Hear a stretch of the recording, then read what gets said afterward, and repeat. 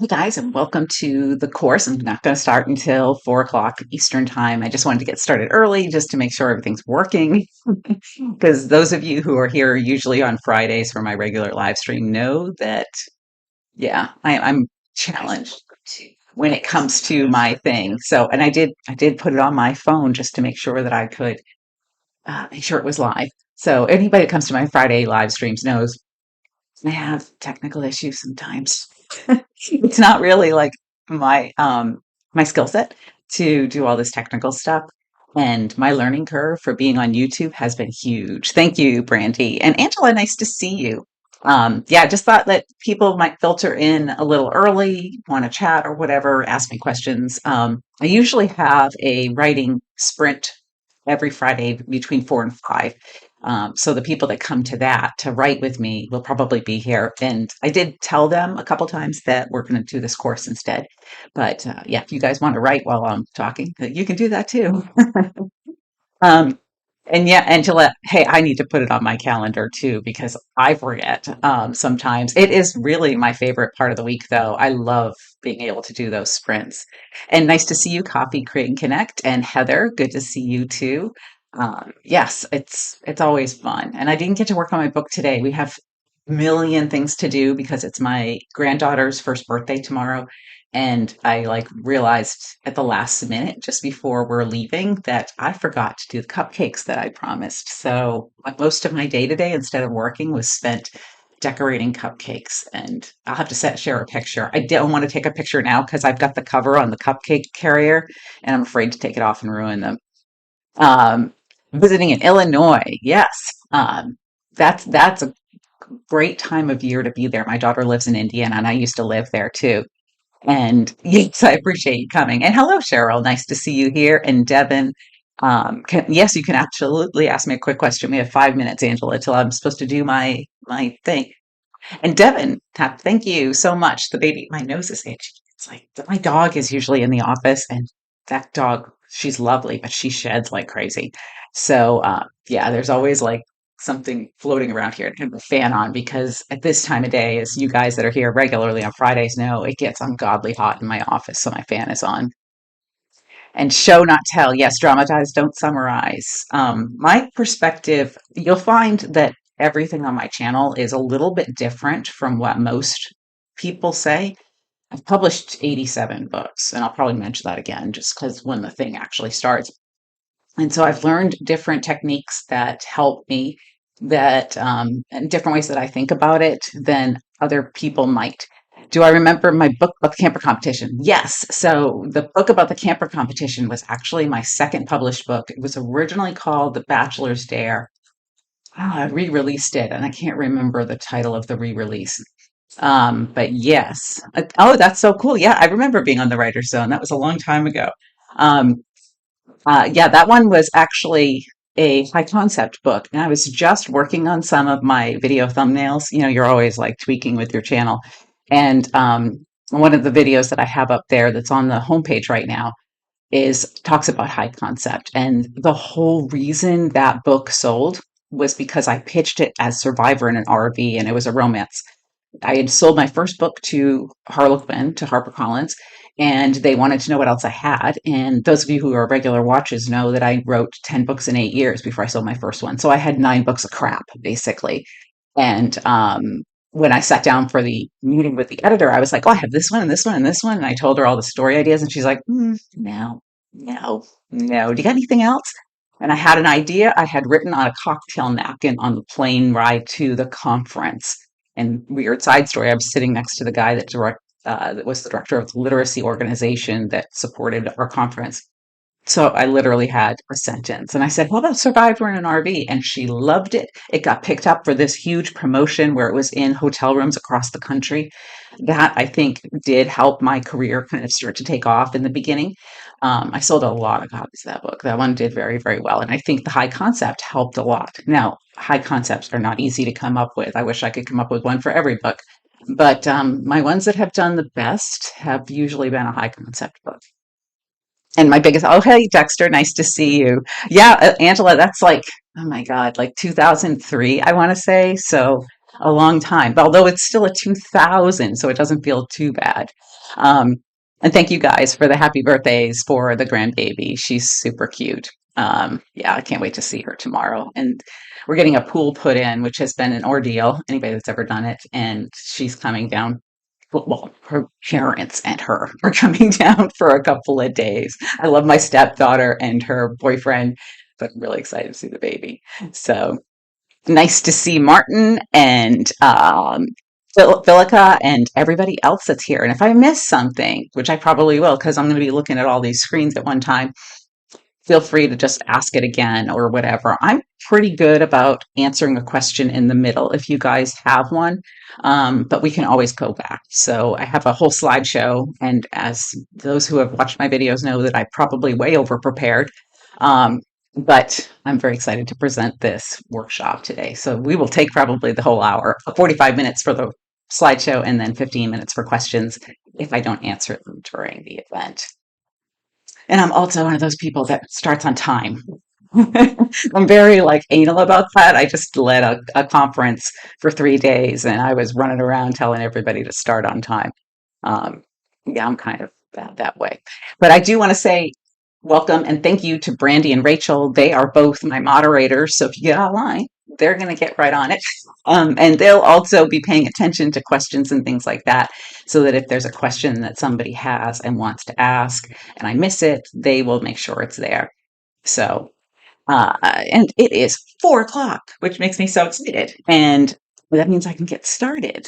So this workshop is the 5 strategies for show, not tell. And one of the things that I'm going to do as I go along is I'll move my picture for some of the slides. I didn't think that through when I, when I made my slides. I was like, oh, maybe I shouldn't have my picture right there.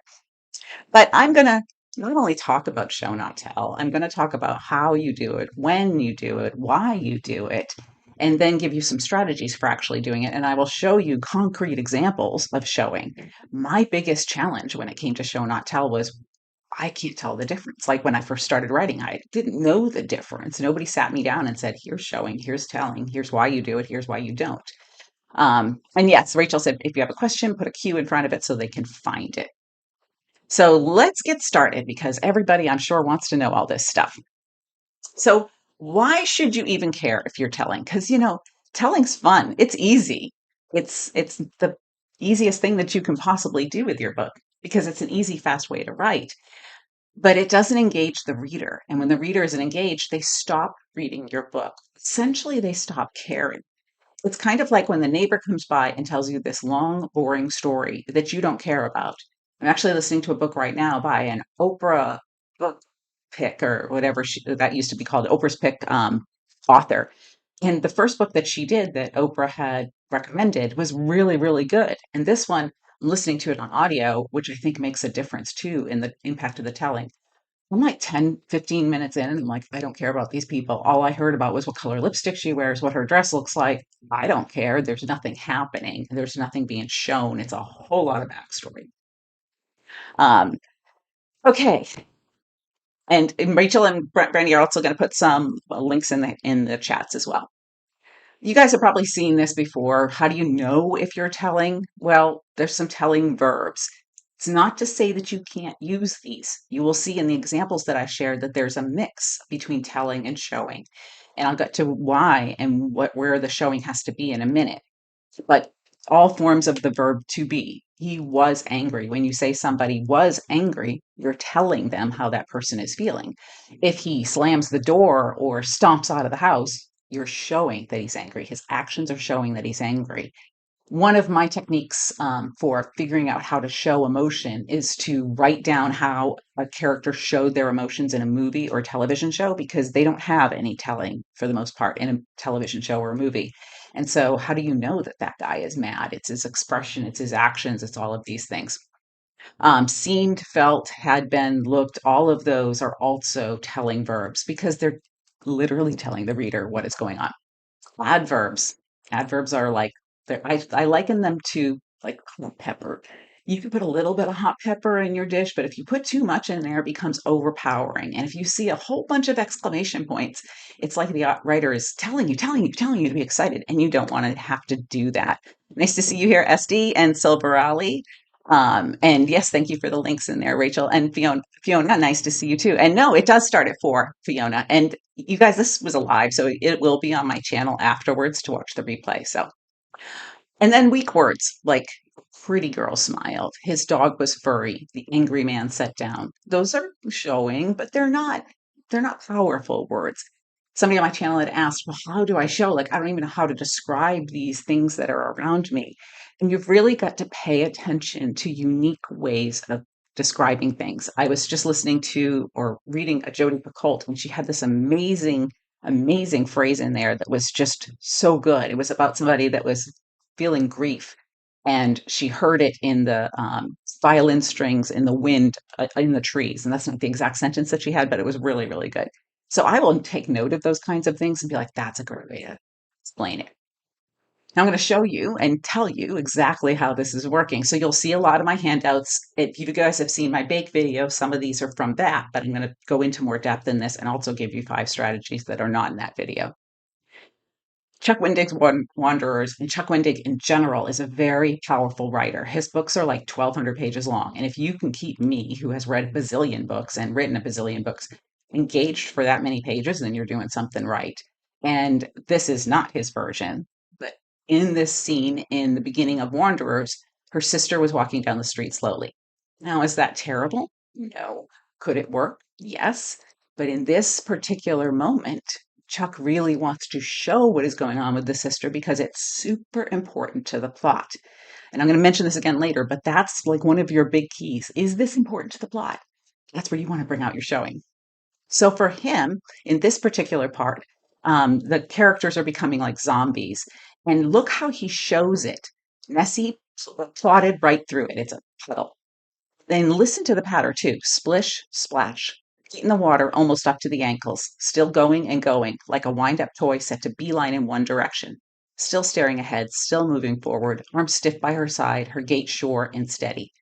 Now, if you look at the pattern of the sentences, not even the words, you can see it's like step, step, step, step. The way he put the sentences together shows it too. It's not just the plotting and the splish splash and all of those things. It is how he used the sentences to create a cadence that sounds like walking slowly. It's brilliant how he did that. I really loved it. Nice to see you here, Louise and Kay. So how and when do I show? Because everybody is like, where do I show? How do I know when to do it? And you have to think, first of all, which is from this bake video that I did, and I have a handout as well in the digital handouts link that Rachel and Brandy are sharing. It has to be believable to this character. Like a man, like a guy that's, let's say, a construction guy, and I'm not trying to be a stereotype, but most construction guys are not going to notice what kind of flowers are in the pattern of the wallpaper in the old lady's house. They're going to look at the structural stuff that they have to worry about. A chef is going to notice how the food tastes or smells, or what appliances are in the kitchen, or whether the person has any kind of experience. The chef is very unlikely to notice the structure of the kitchen. So, is it believable for your character to think and notice this? Because if it's not, then the reader's going to be like, oh, come on. Why would he notice that?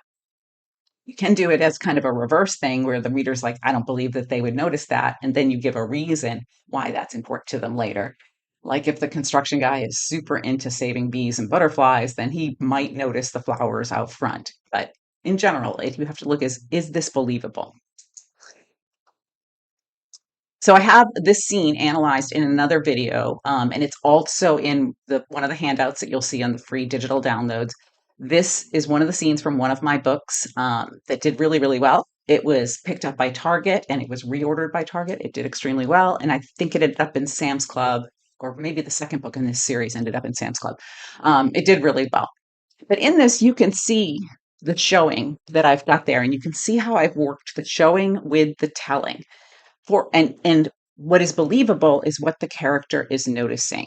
It's a male character, so he's got 4 hours of hard, sweaty, back-breaking work, and the forest that had been his backyard began to resemble something called civilized and green again. He trimmed and bagged, raked and weeded. I probably should have my glasses on, but those are things that he would notice, the work, the yard. And then I do have telling in there, but I'm also using showing because I'm using stronger descriptive words. Shrubs were probably cockeyed, and he'd undoubtedly pulled half perennials and half weeds. Couldn't tell the damn things apart, even when his vision had been 20/20. That's also believable to a guy who is not a fan of gardening, that he would really notice what kind of plants these are. Most of us have no idea when we're out there gardening. And these kinds of things are showing exactly how he's feeling. Now, this is a romance novel. So he also is kind of like a cranky ogre. And he really feels like he wants to get to know the neighbor lady next door. But the dog that comes into the scene becomes like a metaphor for everything that he wants to do. So I show the dog because dogs accept you exactly as you are. Dogs are very welcoming no matter what's going on. And dogs have like this unconditional love. That's all the stuff that I want to kind of show when he's noticing the dog. The tail wagging, head butting up against his palm for a little, her palm for a little affection. Um, she indulged the dog, talking in sweet, low tones about nonsense, just cooing praise and affection. Chance lapped it up, pressing his long golden body against her, his tail moving at hurricane speed. So we can see this golden retriever, and we can see in the way that the character notices it that he's a little jealous just with the words that I chose in there. That makes sense that it's believable that he would be jealous of that dog. Ability. Does this character have the ability to notice this particular detail? Like, are they going to see something that is way over a hill unless they have 20/20 vision, or if they're like me? Like, damn, I'm trying to read this on my screen at the same time as I'm talking. Um, will they be able to actually see it? And is it a good time? That's another thing that a lot of people get wrong. Like they're like, oh, it's the middle of a gunfight, and he's going to notice the shiplap in the building and the wooden floors that are cracked and dinged up. No, it's a gunfight. He's a little busy. He's not going to notice these things. That's not a good time to show unless the shiplap on the wall becomes super important to the plot. The character is very unlikely to have the ability, the time, the room in their head to notice that. So with Luke, he's seen the dog, right? And here, the exact envy that I was describing, envy curdled in his gut. He was a man, not a dog, and he wasn't 3 years old and rushing. Here's a little bit of showing with the blue, rushing to greet his father at the end of the day, still hopeful that he'd get more than an absent-minded go get the paper. The envy that is inside him, and he's feeling this, but he's not saying it out loud. So I'm showing it. She smiles, and envy shifted into something that could have been joy. And then instead of actually saying that and saying that he's interested in her, I show through his actions that he's not ready to do that yet. So he cleared his throat and closed the distance between them. So his actions are showing that he's not going to ask her out right now. He's not like ready for that kind of a level of commitment. So you also want to keep it specific. You want to focus on the right details and specific words or adjectives or nouns that make the sentence more powerful. I will go over and over and over sentence if it's really important to the plot or really important to the character's journey to make sure that I'm choosing the strongest possible words. My first draft is kind of like easy stuff. It's a lot of telling, it's a lot of dialogue. But as I go back and I start to layer it in, I start thinking, how else can I describe this? How else can I get across that she is afraid without saying she is afraid? All of these different emotions that I'm trying to get across, I'll pull into that memory I have of movies and TV shows and think, what is this like? What is it? The fear is, it's not just climbing up her throat. Is it like, I don't know, a 200-pound dog on her chest? You can compare it to other things that are more specific to get something a little bit more unique. Now, my video that I released this past Monday is on something called the rule of six. The video is called A Hack for Plot Twists. But that rule of six is a lot of the ways that I come up with unique ways to say something. I'll come up with 6 different options. So now, this First Light Wins, really, really good book. I listened to this in the car, didn't have much backstory. In fact, had so little backstory that I was hooked because I really wanted to know what was going on here. Was she a con artist? Was she not? So this is from the very first scene, and the character is trying to get across that she's got this. She's good for the main character, her boyfriend Ryan, but she's also trying to hide what her past is. And the characters are showing their entertainment with her, but also that little bit of reservation. So laughs around the table and probably an elbow to the ribs, given how Cole is holding his side. Ryan shakes his head, still watching me. So her boyfriend's kind of going along with it, watching her. Smile and laugh, not too loud, not too long, to show that I too am amused at the thought that Ryan would go to such extremes to meet me. So it ends with the telling, but the actions of the characters are showing how they're feeling in that moment, and how she's trying to get across this this sort of persona that she actually isn't. You also wanted to tap into some kind of relatable, universal emotion. And I will be the first one to tell you that is hard because a lot of us don't want to do that. I'm working on a book right now, a suspense novel, and I realized that my main character is a lot like me, and I've got to sort of tap into some internal emotions and things from my history. It's her history's not mine, but there we have some commonalities because the character's a lot like me. And I need to tap into that, which means I got to think about these things that I don't want to think about. But when you do that, people can relate to it. So if you tap into the universal fear of loss, or the universal need to be loved, or the universal need for security, those kinds of things that we all feel rejection, we all feel abandonment, we all feel left out of things, all of those kinds of things. If you can tap into that, it will really make a huge difference in what you show. So with Luke again, we're back with Luke and Olivia. And let me move my picture here so that you can see it better. Okay, so now they're talking about this lighthouse that is down the road, and he's got this opportunity. This is like two-thirds of the way through the scene, almost towards the end. And she says, maybe someday I'll get over there to the lighthouse. And he thinks in his head, telling, that she used I, not we. Is that her trying to tell him to keep away? But then her actions, she pivoted and started toward the drive, are reinforcing that. Maybe she doesn't want to go out with him. But he says her name and she turns back. So again, showing the actions that are saying she's a little bit interested. And, they talk about dinner time, and he takes it the wrong way.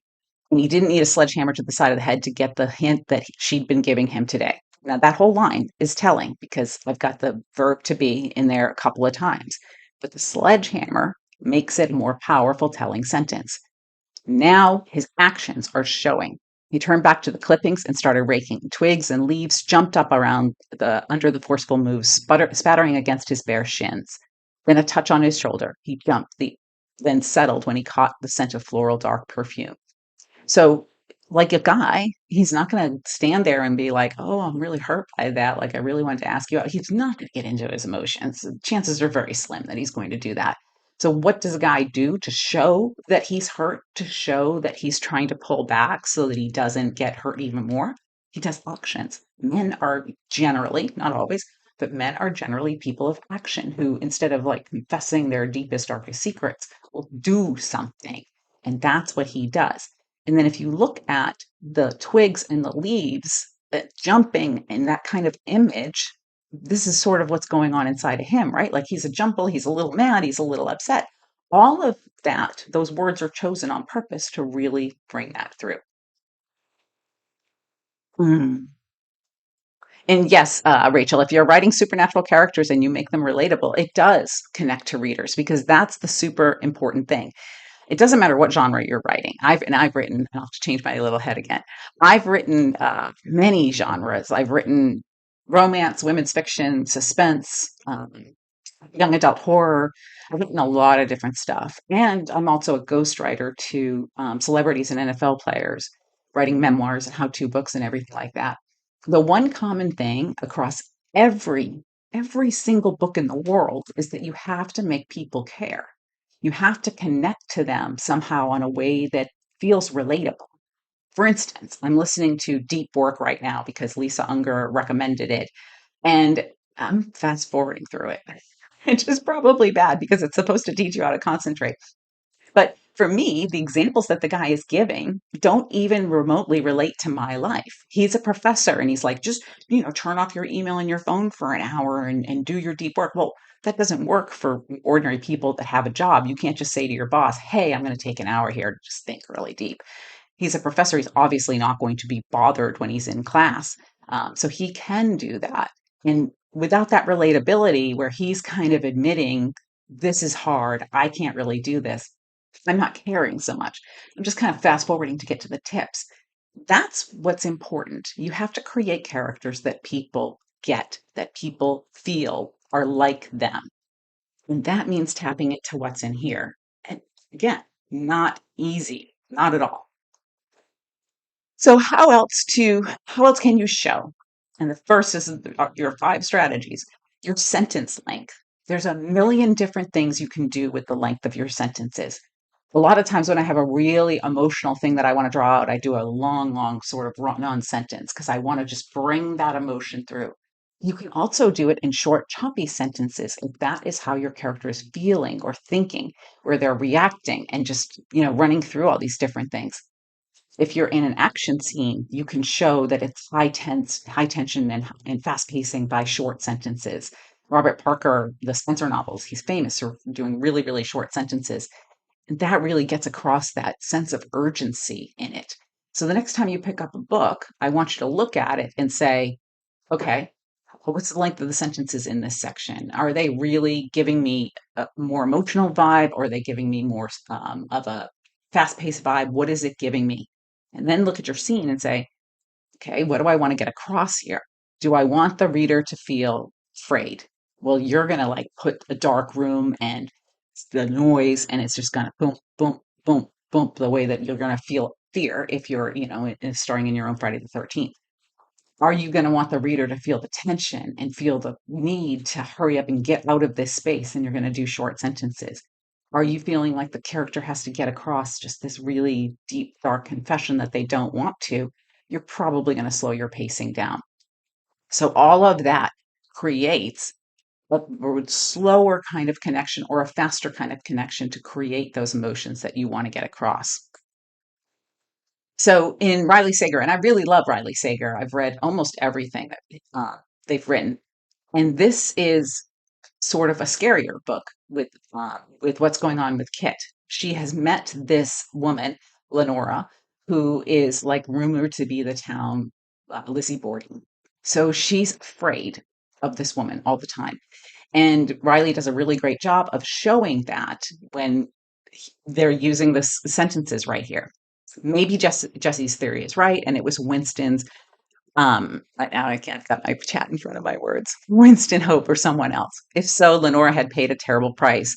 No, she never went to jail, but she'd been in prison for decades.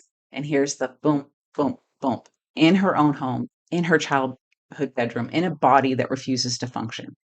Now, Riley's done a lot of really interesting things here with that. The in her own home is the first level of prison that Lenora has. It's shorter, it's not as high of stakes. In her childhood bedroom is a higher stakes prison. So that takes it to another level. And you notice, you look at that sentence, it's got a little bit longer length, right? And then the highest stakes, the one that is the most important, gets even more space on the page. And it goes last in a body that refuses to function. So Riley put the different types of imprisonment that Lenora has in order of how terrible they are. So being imprisoned in your home, okay, that's pretty bad. Being imprisoned in your childhood bedroom, that's really bad because then you don't get to get out in the yard or anything else, go to the kitchen. And then being imprisoned in a wheelchair is even worse. So you see how drawing it out, doing the boom, boom, boom, the beats with the sentences, the way that they are set off by themselves, and then creating a little bit longer thing is creating higher stakes. Do I think that Riley purposely does all that as he's writing? I don't think so. I don't know. I don't necessarily purposely do that, but I can feel in my gut as I'm writing, this is something that I really want the reader to pay attention to. This is when the stakes are getting higher. What can I do with these sentences here to show that? So You're not necessarily going to go into the scene with a plan like this. And I don't want you to, because what's going to happen is you're going to be all stressed. Should I use short sentences? Should I use long sentences? Should I do this? Should I do that? When should I move on? All of those things are going to stress you out. What I want you to do is to read a lot, watch a lot of things, pay attention to how other people show emotion, and then use your gut when you're writing, rather than taking the easy way out, which is telling. So unique descriptions can add impact to a very important moment. And some unique descriptions, like I will remember, and they kind of make me want to try harder, like the Jodi Picoult one. And I remember Stephen King one time said something like the snowflake skated down the window. And I was like, it's a great way to talk about a snowflake. It's not just sliding down the window, it's skating. So those unique descriptions can really add more impact to a very important moment. So when you're showing, you want to show during the things that are important, that you want the reader to pay attention to. The reader is trained to pay attention to the stuff that's written really, really well. And they're trained to kind of skim forward past the telling, because the telling is a lot of times just getting the characters from A to B. When you have something that you really want the reader to pay attention to and be impacted by, slow it down. Take the time to really draw that emotion out and look at what is the most important thing I want to get across here. What is the most impactful thing I want to get across here? That's what you show. You don't have to show for 5 pages. You can show for 3 sentences or a paragraph and make a huge difference. So back to Chuck Wendig, and the sister is kind of upset about what's going on with this with her little sister Nessie, and she doesn't really know. So she jogs up ahead, plants her feet like roots, so you can actually see Shayna do that and just boom, standing there. And she looks in her sister's eyes. Her sister's gaze stood fixed at nothing. And this is again an example of, it starts off with one stake and adds another stake and then adds a third stake. So she gets in Nessie's way. Her sister's just staring straight ahead. That's pretty bad, right? Her sister's not looking at her. But then Chuck takes it to the next level. She's not looking through Shayna, she's staring around her, or staring around her. She has dead eyes, dead like the flat tops of fat nails. Gone was the luster of wonder, that spark. That dead eyes, dead like the flat tops, fat nails. You can see it's kind of like somebody with a cataract, right? Like the silvery, the spark, the luster, like he says there, is out of her eyes. It's nothing. It's just a matte surface. That is so much more powerful. And that flat tops of fat nails, I remembered that line from when I got to the end of the book with the 1,200 pages, because it was just so powerful. And it really shows exactly what Chuck is trying to get across with how these zombie type people are performing and how it is impacting the family. So you want to use the telling to get through the least important stuff. Well, like I said, like getting the character from A to B, or just moving them around the room, or having them, do whatever they've got to do in the scene. But you can still use some showing in there to make your book more powerful. Yes, I know that average Americans read at the sixth grade level, and that is sad, and we need to invest in education. But that doesn't mean that you have to write at a sixth grade level. It doesn't mean that you got to use super easy words all the time. People can learn new words from reading. I've learned so many words from reading. And when I have a word that makes me stop for a second and think about the image that it's creating or the power of what's behind it, then I'm kind of really invested in the book, right? So if you want them to be really invested, then use some really powerful words, even in your telling. So here's again the same book, but further down. And this is a secondary plot. So I'm using a lot more telling here because it's not the main plot, it's not the most important thing, but I really want to show what these characters are like. Um, Olivia works like in a retirement home, and Greta is Luke's grandmother, and she's kind of like matchmaking with him. And she talks about her smile is warm, welcoming, genuine. And then with they're talking about the fixer upper and all of that because the house is a disaster. And you can also show the character with something as simple as bless your heart, because in the South, apparently that is like, sometimes a diss. And it's always so encouraging to see young people take on challenges. So now we know that Esther's just a little condescending. And Olivia says, the woman didn't take care of the place, but then she shows that she has another goal for the scene. So I had a little bit of time. I had 2.5 paragraphs of telling because I'm trying to get her through meeting Greta and Esther and Pauline and then moving on to the plot again. So 2.5 paragraphs of telling. She toted the floor, an uncharacteristically shy move. And yes, the adverb is telling. But it's also Greta noticing that this is not something that Olivia normally does. And then I get right back to the plot. Maybe you ladies knew her, Bridget Tuttle. It's Olivia's mother. So this whole thing, the telling just gets you through the A to B that I need to do, but I'm also trying to use bigger words and use showing with everything that I'm doing in there. It's not a lot of big words, but like more descriptive words. The warm, welcoming, genuine, the fixer upper, shy, things like that.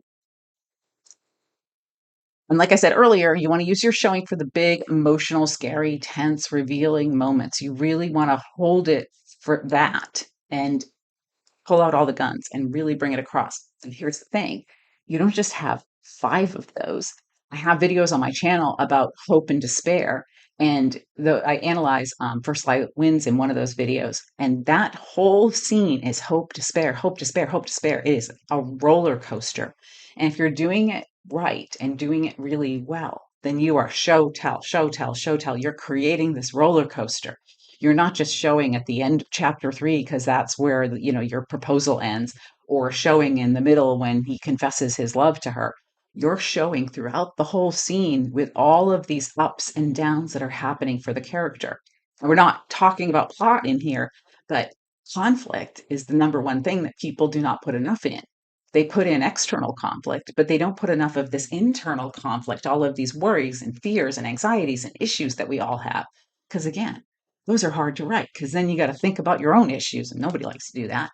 But if you can show when the character is feeling rejected or upset or sad, like with Luke going to rake the leaves up or turning away or envying the dog, and the way that he describes the dog in his head and showing what he's feeling it throughout this scene over and over and over again, so that it has that impact of he's feeling envy, he's feeling rejected, he's taking a chance, he's feeling rejected, all of these ups and downs that happen.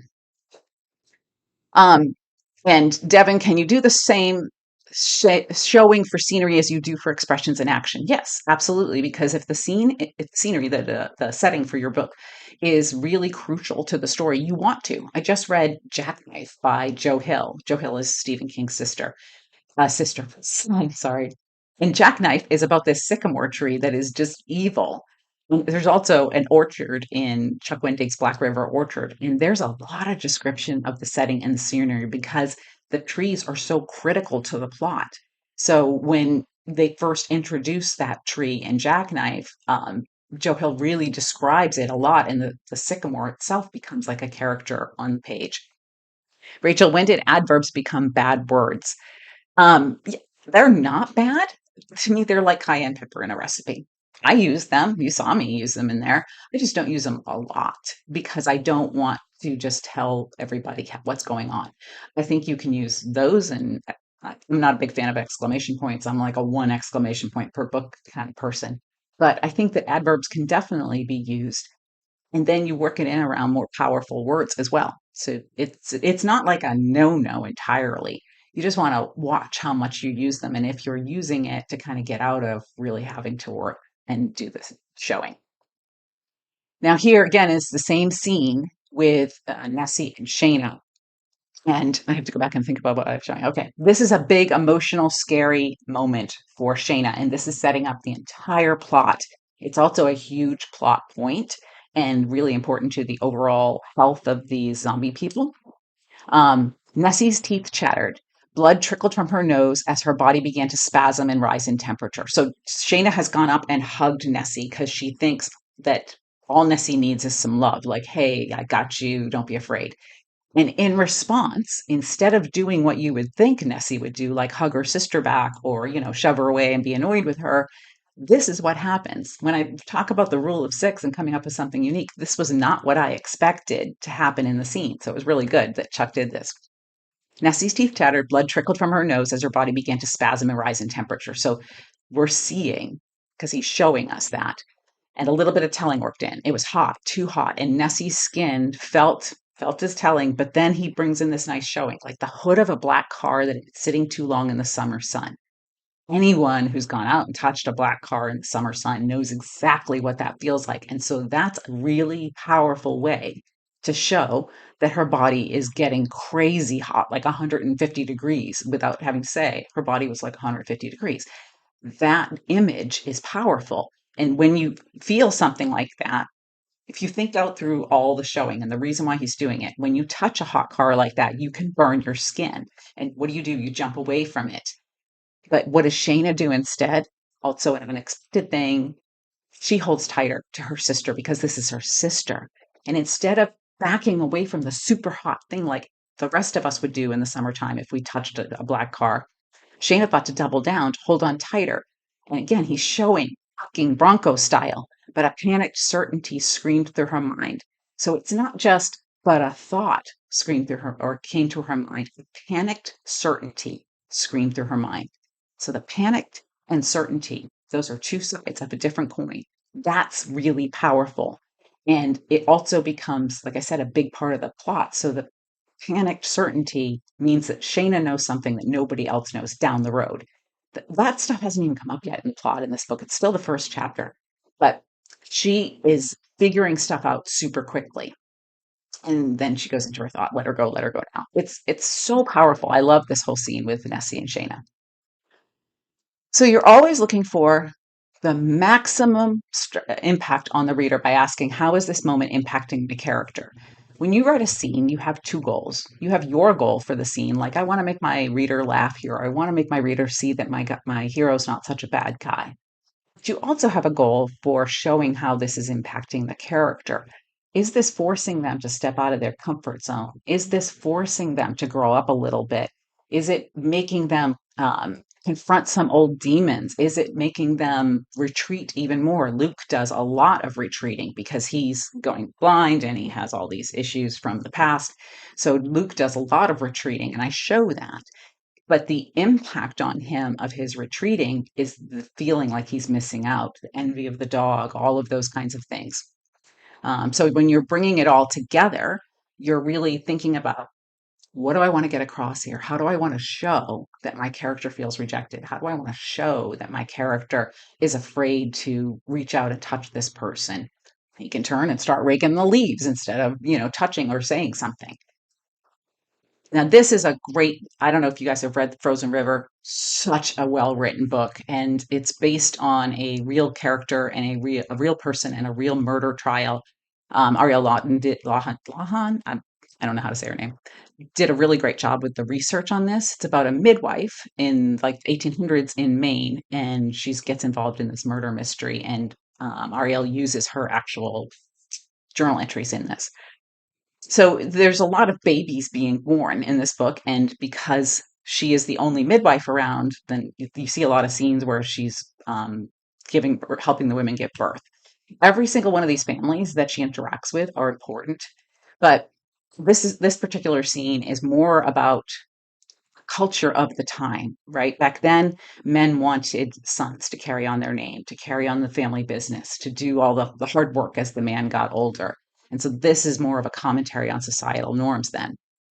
So she helps the baby be born, and she goes up to her, and this is a lot like that moment in The Help with the "you is pretty, you is kind." Look how pretty you are, I say to the baby, then add, look how loved you are. And I pray to God that is true. But pulling that line out, and I pray to God that is true, even though it's telling, it makes it 10 times more powerful and impactful on the reader, because the reader's like, oh my God, why would they not love the baby?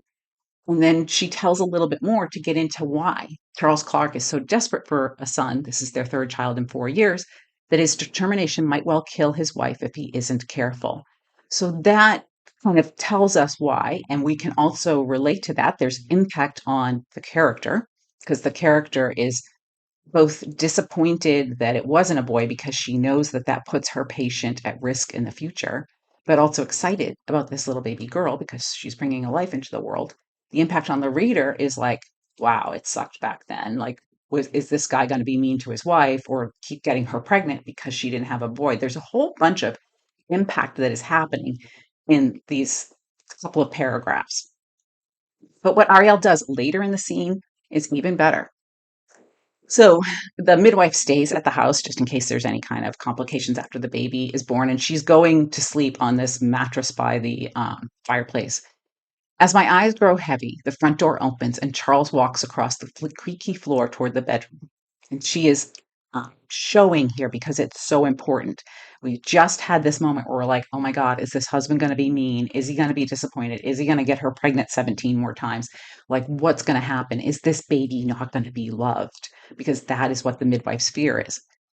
I listen for the sound of anger, only hear a man whisper softly to his wife. So, yeah, there's an adverb in there, but that is beautiful. And that's the ending of that scene. And it's just so like the reader's feeling the relief, the midwife's feeling the relief, and you've also got a little bit of a, like, okay, Charles is not such a bad guy after all. So when you're thinking about what you're going to do, you want to think about how do I want to leave the reader feeling? How do I want to leave the character feeling? And that's what you want to get across when you're showing. Um, and let's see, I think Devin said struggling with whole room syndrome. I think I missed that part of the question.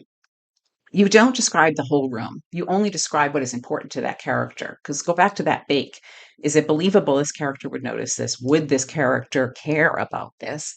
Like if your character is an assassin and he walks into the darkened library in the back of this billionaire's house, then is he going to notice what books are on the shelves? He doesn't care about what books are on the shelves. He's going to notice where he can hide. He's going to notice where he can put the gun. He's going to notice what makes for a good armrest, to put the sniper rifle on or whatever. So the character's only going to notice what impacts them. And so when you write that scene, you want to think about that. One of the best writing exercises I ever did way back in the beginning was I was in a class with Les Edgerton. I don't know if you guys know who he is. He died a few years ago, but he was just brilliant. And he said, I want you to write a scene or like a couple paragraphs of a busy intersection. And I want you to write it from the point of view of an elderly woman, a 4-year-old boy, and a bank robber. So an elderly woman seeing a busy intersection is going to be overwhelmed and scared, right? All these fast moving cars, and she's got to try to get across to the Walgreens without getting run over. And she's probably getting all anxious, and maybe she's been standing on the concrete for a while. So how she feels about that intersection is totally different from the 4-year-old who doesn't know that the cars are going to hit him. And he's just like, oh, cool. Look at that cool car. Look, fire truck. Oh, look at this. And the kid's going to dart off and do what kids do because he's so excited about the intersection. Whereas the bank robber is going to be like, okay, there's the Chase Bank over there. I can probably break into this, this old Ford Spirit car, whatever car, and wire it and get out of here. The bank robber is going to notice totally different things. The old lady will be like looking at all the traffic. The little kid will be like looking at all the cool things that he can see, and the bank robber will be looking for escape or a person that he can rob or whatever he's going to be noticing. So how they see that intersection is radically different for each of them. And should I show or tell? This is like a little checklist for you. Is it an important moment? Is it something that you really want the reader to pay attention to? Does the character have something to learn or lose? Usually, when I write a scene, I write it from the perspective of the character that has the most to learn or the most to lose, because that creates bigger emotional bang for your buck. Does this moment raise the stakes? And you see how that moment with Nessie raised the stakes, that moment with Lenora raised the stakes, and literally Riley Sager raised each of the stakes with each sentence. Showing that is powerful. And can you write it with impact? Is that easy? No. Like I've said 1,000 times, it is not easy. I wish it was. I wish like after 100 books it gets easier, but it doesn't. And I didn't even introduce myself, so you're probably like, what the hell does she know? So, real quick of my story, I wrote 10 books in 8 years before I sold my first one. I got like 250 rejections. This was back before ebooks were a thing, or as they were becoming a thing. And I got so many rejections. Most of what my rejections were said, the book is flat. It's not engaging. I don't care about the characters. And I'm like, I care about my characters. I think they're amazing. What I was doing was not showing. And I was also creating characters. Like I analyzed my very first book on one of my videos, and It was about a single woman with three cats, and I spent like 3 pages describing where each of the cats came from. And yeah, it's definitely not what the reader cared about. So I wasn't showing the right things, but I was really invested in where those cats came from. Like they had nothing to do with the plot. But then once I eventually figured it all out, more or less, because just because you sell your first book to HarperCollins or Hachette or whoever doesn't mean that you never get rejected again. But once I more or less figured it out, it became easier. Never easy. It's never easy. It's easier. And I published 87 books in 24 countries and I've sold 8 million copies and been on all the bestseller lists, New York Times, USA Today, Wall Street Journal, that kind of thing. Um, so that's where I'm coming from is I sucked at this, hugely sucked in the beginning. And I had to learn how to do all these things. And I'm still learning every time. I'm pushing myself to be a better writer with every single book that I write. And so to write it with impact is a constant process of trying harder, trying harder, trying harder over and over and over again. Not just putting pretty words on the page, but putting impactful words on the page. And that means writing with intention. I've talked about that a little bit on the channel, but that's what I want you guys to do is to write with intention. You're not just writing to get a book out there and get your book on Amazon by, July 15th. You're not doing it for that. You're doing it for intention. People are giving you hours of their lives, money out of their bank account, but the time that they're not spending with their kids, with their dying grandma, with their spouse, with their job, they're spending it with you. And so if you write with intention, you are going to write a book that is worth that very, very precious gift of time. So sit down and really take the time to say, can I do this better? Chances are yes. Now you don't want to get in the circle of, well, I can do it better, do it better, do it better, and you're sitting there for 6 months on page 72. That's also a drawback. At a certain point, you've got to let it go and move forward. Your gut will tell you when you're sort of taking it too easy. If you read a lot and you really kind of take a minute to step back from your gut will say, this isn't, there's something wrong here. You may not know what's wrong, but your gut will tell you you need to try harder here. Okay.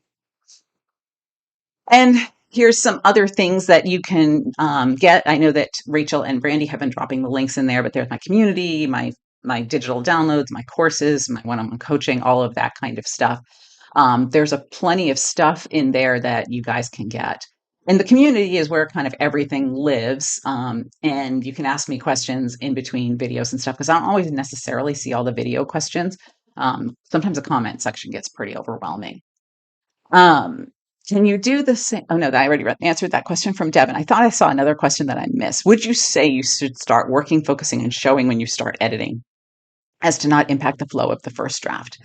Um, yes. So when I'm writing the first draft, I'm just trying to get it on the page. And I will make a note that this is a place where I really want to bring it to life. Um, and I will add the showing in as I go along.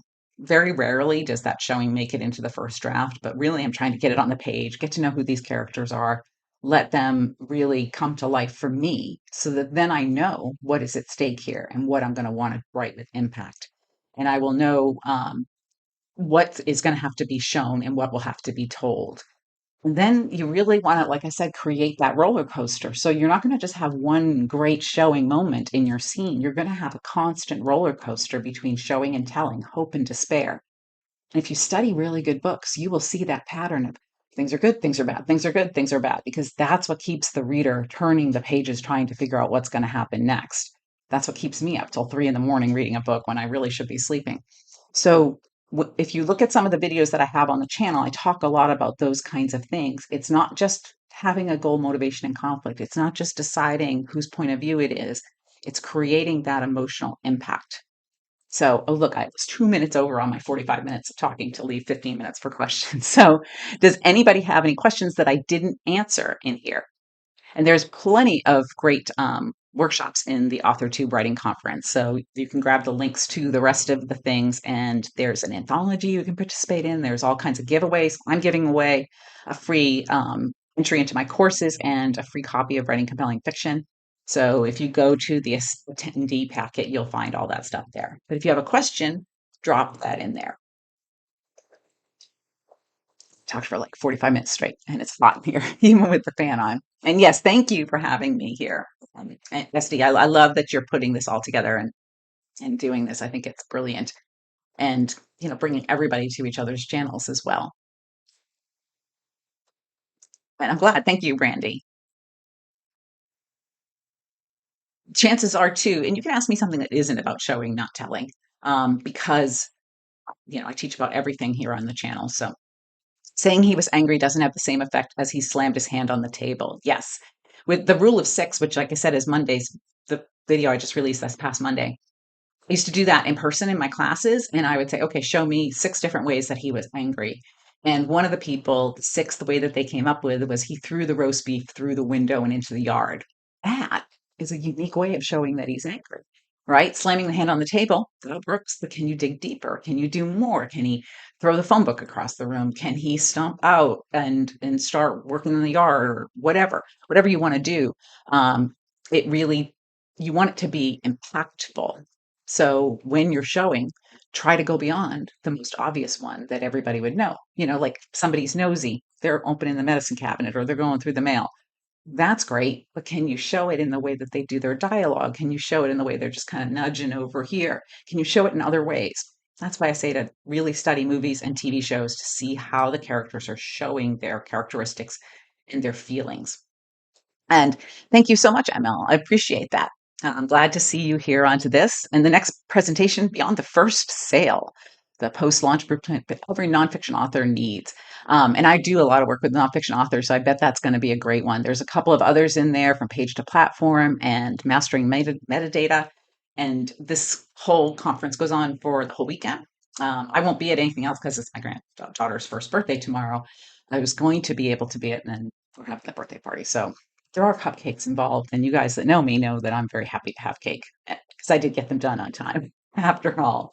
So if you had a question and you felt shy about asking it, or you didn't think about it until you rewatched the replay or something, you can feel free to message me on the channel or message me in the community, and I will see it. I mean, get to it right away, because I do work full time, work on books and everything else. So I will get to it as soon as I can. So yeah, if you guys have any questions, I'm always happy to answer them. And thank you. Thank you. Yes. And yeah, you do know how to show. Yes. And the kiddo's birthday does trump everything. It's going to be awesome. I can't wait till she's walking and talking. She's almost walking. And I'm excited about it, but I keep telling her parents, like, once that kid starts walking, your life changes then. Thank you very much, Rock. I appreciate that. And I like that. Rock Howard. It's kind of like, uh, oh my gosh, the movie star guy, Rock. Uh, totally forgot. My brain is mush. It's Friday. And thank you, Melville. I appreciate that. And thank you, Devin. You guys have been great. I was really excited to see so many new faces here. And every Friday, or almost every Friday, we won't do it this coming Friday because it's July 4th, but almost every Friday, I am here from 4 to 5 Eastern Time doing a live stream where you guys can ask me questions and we write together in little sprints of 15 minutes. Because that hopefully teaches you to not hem and haw over every word and you just get something out in 15 minutes so you can go back and fix it later. I love those sessions. So they're almost every Friday. Sometimes I'm out of 10, but generally. And the highlighter method of learning to plot, all of my handouts there. Um, will help you with everything. I have a character plotting week, a character planning worksheet, a plot worksheet, a thing about show not tell, basically a handout that goes along with this presentation. And then the highlighter method of learning to plot was literally what turned the page for me and helped me figure out what I was doing wrong and how to put a book together. And you guys will see that I still do that. You saw it in the little excerpts that I have, I still highlight all the different things and look at what's going on so that I can kind of do that in my own books because I'm always trying harder to be better. And yes, thank you, Rachel, for the reminder to hit subscribe and like and share. I say on the channel a lot, sharing is caring because we all want to read a lot of really good books. So share it with other writers. This is a ladder where we should all be putting our hands out to help everybody else up. And Cheryl, thank you so much. Appreciate it. And nice to see you here. Um, I appreciate you guys, every one of you that came. And you can always watch the replay and whatever I'm going to do next for my next video, which I don't know, I haven't recorded it yet. But if you have an idea or you have something you want me to cover that I haven't yet, please feel free to ask a question. Um, I appreciate every one of you. So I'll hang out for a couple minutes if anybody else has anything else. Like if you've been sitting there saying, I don't know if I should answer that question. I don't want to look stupid. There are no stupid questions. All questions are good. And if I missed your question during the presentation, because sometimes I don't see the chat, because I don't have my glasses on, then feel free to ask it again. Or if it didn't get answered enough, or you want to see another one of the slides, I can go back to anything that you guys need and take care of that. I also know that I talk very fast. People talk about that on the channel a lot. I'm from Boston, and I really do try hard to not talk fast, but it's like in my DNA. It's really hard. You can go back and watch the video at like 0.75 if I talk too fast. Thank you, Heather. I appreciate that. Um, yeah, sometimes we get those questions in the comments after, which I may not see those because we are going to the grandbabies thing. But feel free to ask them whenever you think of them. And I appreciate every one of you that subscribed or signed up or liked the video or any of the other stuff that I have or joined the community. Because I really love having all of these writers. This is what I wished I'd had when I was first starting out because none of this existed. Like I'm old enough that the internet did not exist when I started writing books. So having a community and people that I can write with every week and all of that and people I can share my knowledge with in an easy way is super important. And it helps everybody write a better book, which is my goal for all of you. So, yes, there's an event playlist and the attendee packet and all of that. Thank you so much, Lita. How to drop a clue or foreshadowing early without making it obvious? That's a great question, Dexter. Actually, it should be a whole video, right? Um, you really want to, you don't want to put too much in there, but the whole little thing with Chuck Wendig with the panicked certainty. I didn't realize that that was a foreshadowing until I got way deep into the book, and then Shayna was the only one that knew what was going on with Nessie and everybody else. So sometimes it's just something as simple as this moment where the character figures something out or the character demonstrates some kind of a skill that doesn't seem that important at the time, but becomes vital later. Like Shayna starts taking pictures. Doesn't seem like a very important thing there, but it becomes vital later. So sometimes you'll go back and drop in that one little line or that one little paragraph or even a teeny tiny little scene that will do that. Um, and thank you guys. Yeah, this is finding your tribe is a good thing. I miss having an in-person tribe because I used to have that back in the day, but this is the second best thing. And thank you, Heather. I've got to work on, we've got writing compelling fiction workbook and writing compelling fiction itself, and I've got to finish writing compelling romances and all of that in my spare time. I've got so much content that I want to put in there, and I've been putting out courses and stuff, so it's been busy. And thank you, guys. I appreciate it. And hopefully that answers your question, Dexter. It's kind of complicated. You don't want too much, but you want the reader to kind of look at it afterwards and go, oh, I see it. And again, you can study movies and say, ah, now I get why they had that scene there or why he said this.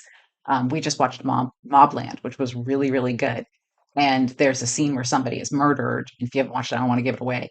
But what happens in that scene becomes super important like 6 episodes later. And you're like, ah, I get it. I get how it all goes together now. So, spare time, what is that? Yeah, that sounds like my life for sure. It's been super busy here all year. And yeah, I keep thinking I'm going to get more time, but I don't think I'm going to manufacture anytime soon. I am going to manufacture some cupcakes though this weekend. So thank you all for joining me. I appreciate it. I really appreciate Brandy and Rachel for being my moderators and for everybody that came in. And don't forget to subscribe, share, like, and again, email me or drop a comment if you have a question that I didn't answer.